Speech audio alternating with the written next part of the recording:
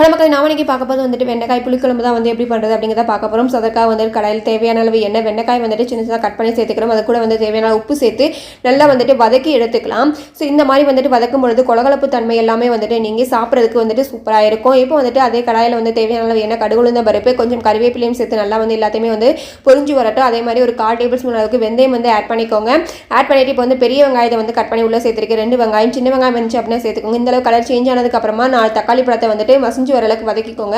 வீட்டுக்கு சாம்பார் பொடி இருக்கும் இல்லையா, அது வந்துட்டு 2 கரண்டி அளவுக்கு சேர்த்துருக்கேன். இல்லை அப்படின்னா மஞ்சள் தூள், மிளகாய் தூள், மல்லித்தூள் வந்து சேர்த்துக்கோங்க. இப்போ வந்து ஒரு எலுமிச்சம்பழம் சைஸ் வந்துட்டு புளி கரைச்சல் வந்து உள்ள ஆட் பண்ணி நல்லா மிக்ஸ் பண்ணி விட்டு அது கொதிச்சு வரும்பொழுது தேவையான அளவு தண்ணி சேர்த்து நீங்கள் வந்து கொதிக்க விடுங்க. நல்லா வந்து எண்ணெயெல்லாம் பிரிஞ்சு கொதிச்சு வரும்பொழுது நீங்கள் வந்து வதக்கி வச்சிருக்க வெண்டைக்காயும் வந்து உள்ளே சேர்த்து அதையும் வந்து நல்லா வேக வச்சுக்கோங்க. ஃபைனலாக வந்துட்டு தேங்காய் துருவல் வந்து ஆட் பண்ணிக்கோங்க. ஆட் பண்ணி நல்லா வந்து அதை ஒரு கொதிக்க அப்புறமா வந்து இறக்குனீங்க அப்படின்னா சூப்பராக வந்துட்டு வெண்டைக்காய் புளிக்குழம்பு வந்து ரெடி ஆயிடும். ட்ரை பண்ணி பார்த்துட்டு எப்படி இருக்குது அப்படிங்கிற மறக்காம வந்து கமெண்ட் பண்ணுங்கள். வீடியோ பிடிச்சி